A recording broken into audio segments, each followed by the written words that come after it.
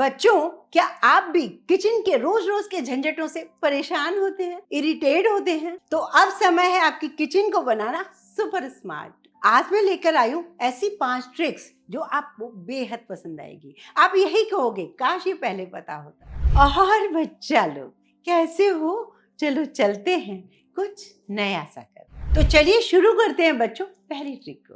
Season का इस वक्त आपको कटहल मिलता होगा। कटहल को बड़े शहरों में तो कट करके दिया जाता है, लेकिन छोटे शहर, हम इंडियंस हैं, हम खुद घर में काटते हैं। काटने के लिए कई सारे उपाय हैं, जैसे हाथों में आप ग्लव्स पहन लो, ऑयल लगा लो। ग्लव्स पहनने से नहीं आती है, लेकिन ऑयल लगाकर हम जब कट करते हैं थोड़ी बहुत ईचिंग तो होती है। किसी किसी को तो घंटों उसकी ईचिंग चलती रहती है। अब आज आपको वो तरीका बताऊंगी जो आपने कहीं देखा नहीं होगा। आपको ये इतना पसंद आएगा कि आगे से आप जब कटहल लेने से डरते हो, अब डरोगे नहीं, क्योंकि बिंदास इसे बना सकोगे। ये आपको पता है कि नहीं, ये कटहली होती है। कटहली मतलब लंबी पतली। ये पाइनएप्पल नहीं है, कटहल की छोटी बहन समझ लो। मैंने कटहल को इस तरीके से काटना शुरू किया। आप देख रहे होंगे जो 2-3 जो बूंदें दूध की निकल रही हैं, यही दूध हमें ईचिंग कर देता है। तो अब हमें क्या करना है, ऐसे गोल गोल पीसेस कट करके पानी के अंदर इस कटहल को डालते जाना है। पानी में नमक और हल्दी डाल दीजिए, 5 मिनट के लिए इसे उबाल लीजिए। इससे पता है हमारे 2 काम हो जाएंगे। एक तो हम कटहल को काटने के बाद जो उबालते हैं वो काम भी अभी हो रहा है, और हमारा ये काटने का भी काम सारा हो रहा है। 5 मिनट उबलने के बाद आप इसका जब पानी ड्रेन आउट करोगे, थोड़ा ठंडा करोगे, तो इन सारे पीसेस को हाथ से बिल्कुल बाहर निकालिए। कोई डर ही नहीं है, क्योंकि अब इसमें ईचिंग का कोई रोल ही नहीं। अब आपके पास 2 ऑप्शन है, कोई कुकी कटर हो, कटोरी हो। कटहल पर डिपेंड करता है कितना बड़ा छोटा है, तो आप ऐसे गोल ही पाइनएप्पल की तरह कट कर लीजिए। अगर ऐसा नहीं है तो आप क्या कीजिए, नाइफ से ही साइड इसके कट कर लीजिए और उसके बाद उसे आराम से साफ करके रख दीजिए। आप फ्राई करके बनाना चाहें, बिना फ्राई करके बनाना चाहें, ये सारी रेसिपी तो मैं मसाला किचन जो हमारा दूसरा चैनल है उस पर देती हूँ, और आप ना इस तरीके से इसका एंजॉय कीजिए। इस तरीके से ढेर सारा कटहल कट जाएगा हाथों में ईचिंग किए बिना। अब चलते हैं बच्चों सेकंड ट्रिक देखने। यहाँ पर जैसे कि प्याज है मेरे पास, तो प्याज अक्सर हम लाते हैं। अगर बारीक बारीक प्याज काटना है तो कई लोगों की तो बैंड ही बच जाती है, खास तौर से नए बच्चे डर जाते हैं इतने प्याज कैसे काटें।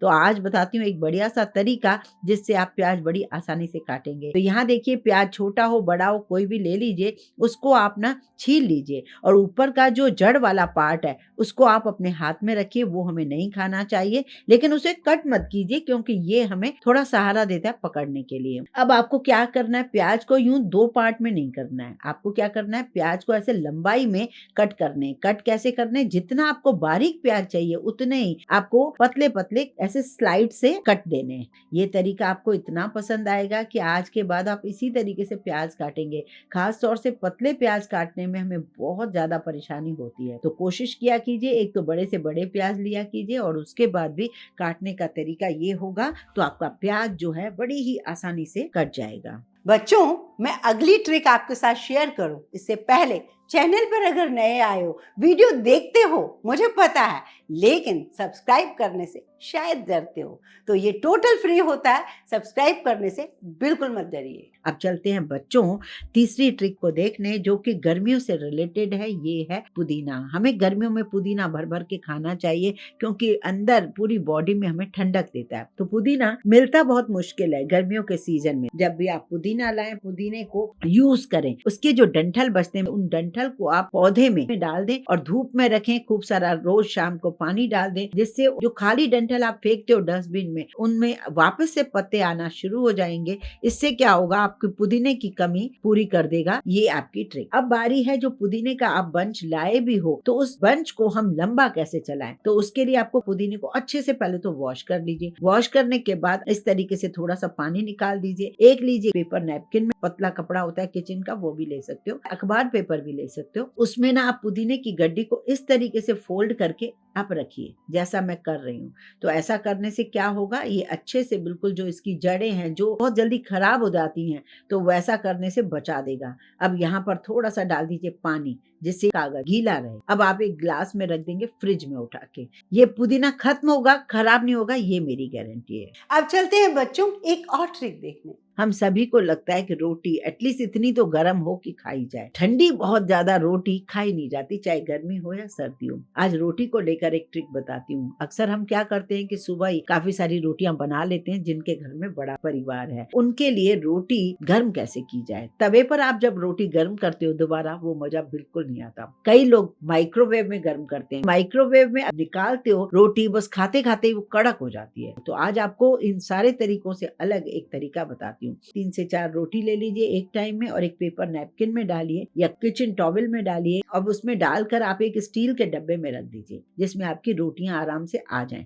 उसके बाद आप प्रेशर कुकर लीजिए या पतीला लीजिए, जो भी लें, और उसमें क्या करिए, ये डब्बा डाल दीजिए। नीचे मैंने पानी डाल दिया है। अब इसकी लिड लगा दीजिए, विसिल नहीं लगा लीजिए, बस कुकर प्रेशर भरने लग जाए। गैस बंद कर दीजिए। जब तक आप सब्जी गर्म करके आप थाली में लगाओगे सबका खाना, तब तक ये रोटियां इतनी बढ़िया गर्म हो जाएंगी। मैं आपको रोटियों का डब्बा निकाल के दिखाऊंगी। एकदम नरम हो जाएंगी, मुलायम हो जाएंगी ये रोटियां, धुएं निकलेंगे, बिल्कुल आपको खाने में भी मजा आएगा और ये खाते खाते सूखेंगे नहीं, ये मेरी गारंटी है। तो ये ट्रिक जो है आपको बेहद पसंद आएगी। इन सारी ट्रिक्स में से कौन सी ट्रिक आपको अच्छी लगी है मेरे को कमेंट करके जरूर बताइए। वीडियो को कहाँ से देखते हो ये भी मुझे बताया कीजिए। अब चलते हैं बच्चों एक और ट्रिक देखने। बच्चों ये तो आप सभी जानते हो कि घरों में कई टाइप के आजकल फैंसी बर्तन आ गए हैं। ये देखिए लाइट कलर का नॉन स्टिक का बर्तन है। अब इसमें मैंने जो काम किया है जिसकी वजह से उसकी हालत बड़ी खराब हो रही है, अगर मैंने यूं ही बर्तन को आलस करके रख दिया नॉर्मल डिटर्जेंट से साफ करके, तो वो पीला पड़ता जाएगा और एक टाइम ऐसा आएगा मैं इसको यूज ही नहीं कर पाऊंगी। तो ऐसा ना हो तो इसकी केयर करना बहुत जरूरी है। तो सबसे पहले हमने इसमें पानी डाल दिया, गैस चालू कर दिया, थोड़ा सा विनेगर डाल दिया या नींबू का छिलका हो वो डाल दीजिए। अक्सर नींबू का यूज हम करते हैं, और वो नहीं तो थोड़ा सा साइट्रिक भी डाल सकते हो 2 इंच।